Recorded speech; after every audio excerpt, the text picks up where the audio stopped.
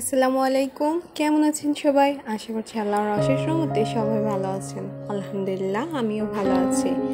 এই তো এখন সকাল প্রায় 8টা বাজে।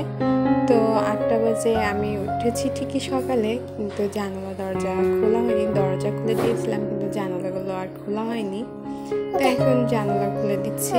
সবার খাওয়া হয়ে গিয়েছে আর এখন টেবিলটা আমি পরিষ্কার করে নিচ্ছি। ছেলে স্কুলে চলে গিয়েছে আর ওর বাবাও অফিসে চলে গিয়েছে। আমি আর আমার ছোট ছেলে দুজনে মিলে খেয়েছি একসঙ্গে। আর ছোট ছেলে না হাত দিয়ে দিলে খায়, তবে সবসময় মানে পুরো খাবারটা শেষ করে পারে না, তো বাকিটা আমি খাইয়ে দিই।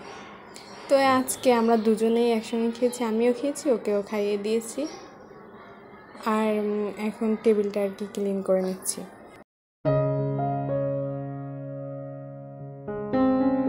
টেবিল ক্লিন করে রুমে এসে মেয়েকে ঘুম পাড়িয়ে রেখে এখন এই সবটা আবার একটু পরিষ্কার করে নিচ্ছি। সকালে কিন্তু করি আর রাত্রেও করে ঘুমাই। তো যতটুকু সময়, এই যে সকাল 8টার পর থেকে এই 10টা বাজে এখন, এই পর্যন্ত মানে যতটুকু করা যায় তা কাজটা সেরে নিয়েছে।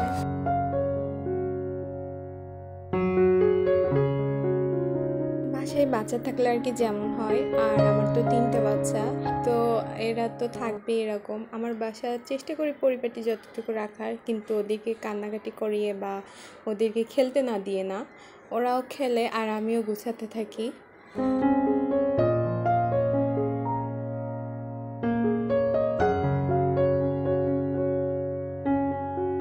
ছোট ছেলে এখন টিভি দেখছে, ওকে টিভিতে সিম্পল ধরিয়ে দিয়ে এসেছি আর এখন আমি এগুলো করছি, কারণ মেয়ে ঘুমিয়ে থাকলে ও আবার এসে এখানে জ্বালাতন করবে, তাই ওকে এই কাজটা করেছে আর কি।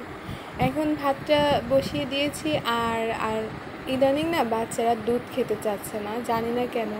প্রত্যেক দিন জাল করছি আর না একটা শব্দ বকাঝকা দিয়ে দিয়ে পরে আর গতকালকে আর খাওয়াইনি। ভাবছি দেখি দুধ দিয়ে কিছু তৈরি করে দিব, যাতে দুধ কিছুদিন পরে আর কি এইভাবে জাল করে দেবো। তাই আজকে এটা রেখে দিয়েছি, পুডিং করব তাই। আর এখন এসেছি দুপুরের ওই যে মাছ ভিজিয়ে রেখেছিলাম আর এটা দিয়ে টমেটো আলু দিয়ে ঝোল করব। আর মাছগুলো না গতকালকে নিয়ে এসেছিল, তো আমি ধুয়ে পরিষ্কার করে ফ্রিজে রেখেছিলাম আর আজকে আর কি রান্না করব। আমি কেন জানি না মাছ ধরলে আমার কেমন লাগে, একটু পরপরই সাবান দিয়ে হাত ধুতে হয়। তো যাই হোক, এখন এই যে তরকারি রান্না করছি। সকালে আলু ভর্তা, ডাল, ডিম ভাজি দিয়েছিলাম, তো ডাল আছে, তাই আর এক্সট্রা আরেকটা তরকারি করব না। এখন টমেটো আলু দিয়েই রান্না করব মাছগুলো। কড়াইতে তেল দিয়ে পেঁয়াজ কুচি দিয়েছি। পেঁয়াজটা একটু ভাজা ভাজা হয়ে আসলে, বেশি ভাজা ভাজা না, একটু নরম হয়ে আসবে, ঠিক সেই পর্যায়ে আমি শিলপাটায় যে মশলা বেটে রেখে রান্না করি সেটাই দিব। কাঁচামরিচ বাটা, রসুন বাটা আর জিরা বাটা। এটা একটু নেড়ে চেড়ে এরপরে লবণ, হলুদ, তারপর ধনিয়া গুঁড়া দিব। এখানে শুকনো মরিচের গুঁড়া ব্যবহার করব না, আমি সব খাবারে শুকনো মরিচের গুঁড়া আর কি খাই না, শুধুমাত্র মাংসের তরকারি আর কখনো সখনো যদি তরকারিতে ঝাল একটু কম মনে হয়, ঠিক সেই পর্যায়ে দিয়ে থাকি।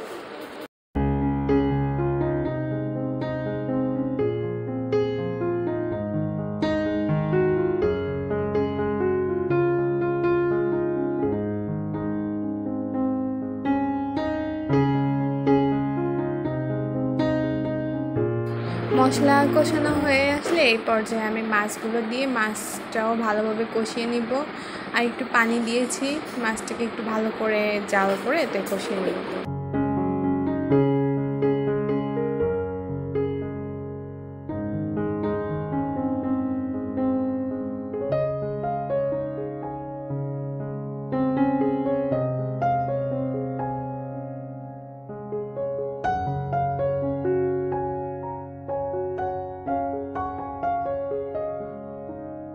এখন আস্তে আস্তে করে মাছগুলো তুলে নিয়েছি আর এখন এই পর্যায়ে আলু দিয়ে আর টমেটো দিয়ে একসঙ্গে কষিয়ে নিচ্ছি।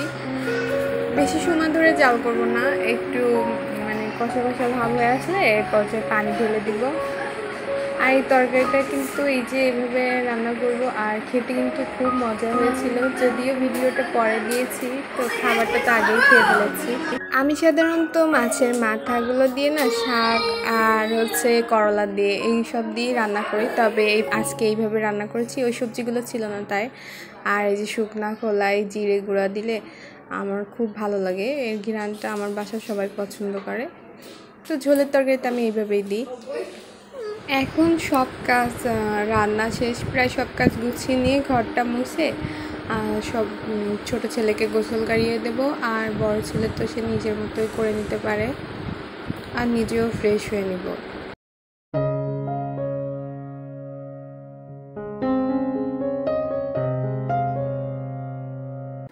এখন দুপুরের পরে খাওয়া দাওয়া শেষ, টেবিলটাও পরিষ্কার করে দিচ্ছি, আর আমি একটু ফ্রি হয়েছি তো এখন এসেছি পুডিংটা রেডি করতে। প্রথমে ক্যারামেল রেডি করে নিচ্ছি, আর এখানে আমি দুধের পরিমাণ নিয়েছি 3 পোয়া দুধকে জাল করে অর্ধেক করে নিয়েছি, আর এখন 2টা ডিম ভেঙে নিচ্ছি।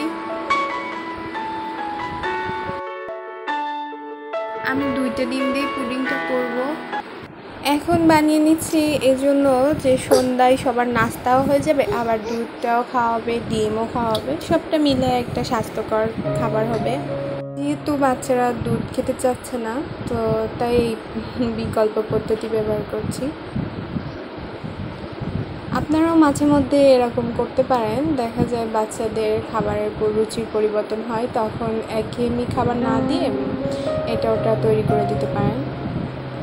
আমি যে পরিমাণগুলো দেখাচ্ছি স্টেপ বাই স্টেপ ফলো করলে আপনি যে কোনো পরিমাণের দুধ দিয়েই পুডিং তৈরি করতে পারেন, বেশি পরিমাণ করে।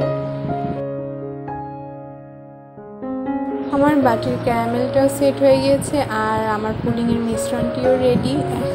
এখন মিশ্রণটি ঢেলে দিব, তবে মিশ্রণটি ঢালার আগে আমি ক্যারামেলের উপর চামচটিকে ঠিক এইভাবে উল্টো করে ধরে তারপর ঢেলে দিব, তা না হলে ক্যারামেল ভেঙে যাবে আর পুডিং তৈরি হওয়ার পরে দেখতে খারাপ লাগবে।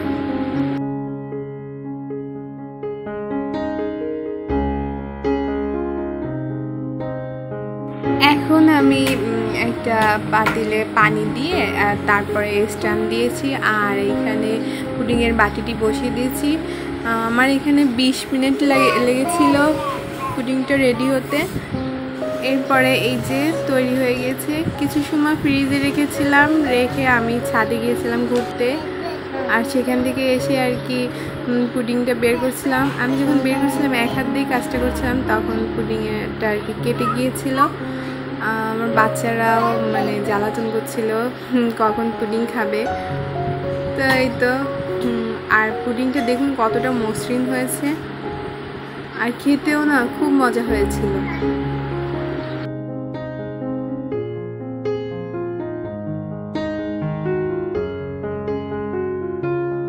আচ্ছা, আমি একটা কথা বলতে ভুলে গিয়েছি, সেটা হচ্ছে আমি দুধ আর চিনি কিন্তু জাল করে নিয়েছিলাম একসঙ্গে দিয়ে, আমি চিনিটা ডিমের সঙ্গে দেইনি। আর মিষ্টির পরিমাণ যে যার মতো দিয়ে নিলেই হয়, আর কেউ মিষ্টি কম খেতে পছন্দ করে, কেউ বেশি, তো সেই অনুযায়ী দিয়ে নেবেন। পুডিংটা দেখতে দেখুন কতটা সুন্দর হয়েছে। দুধটা কিন্তু ছেঁকে দিছিলাম না, তারপরও কতটা মসৃণ হয়েছে। তো ভিডিওটা আজকে এই পর্যন্ত, সবাই ভালো থাকবেন, আল্লাহ হাফিজ, আসসালামু আলাইকুম।